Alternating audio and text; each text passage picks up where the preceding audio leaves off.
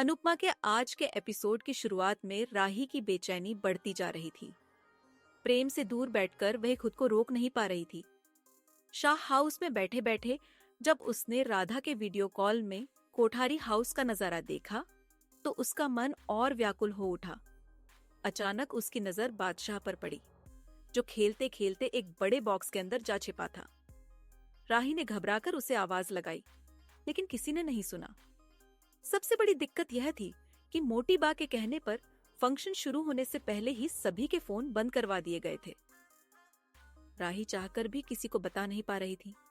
डर और चिंता के कारण वह खुद को रोक नहीं पाई। उसने तुरंत गाड़ी उठाई और सीधे कोठारी हाउस पहुंच गई।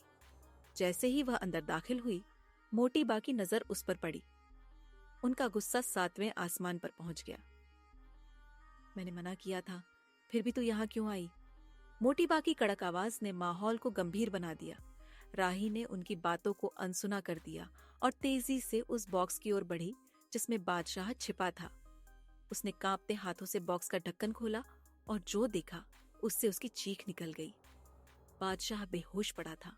सबकी नजरें अचानक राही की ओर घूम गईं। फंक्शन का माहौल एक पल में डर और घबराहट में बदल गया। सब लोग भागकर आए। मोटी बा भी हड़बड़ाते हुए राही के पास पहुंची। बादशाह, उन्होंने घबराकर कहा।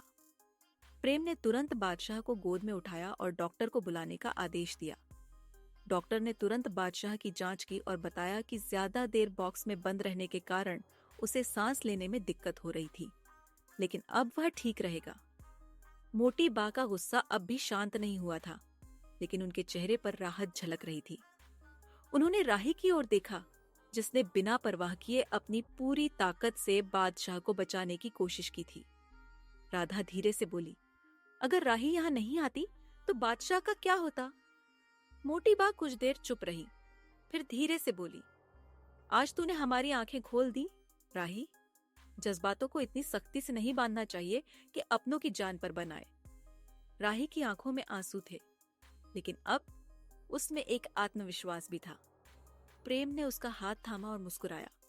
कोठारी हाउस में आज तमाशा तो हुआ, लेकिन यह तमाशा एक परिवार को और करीब ले आया।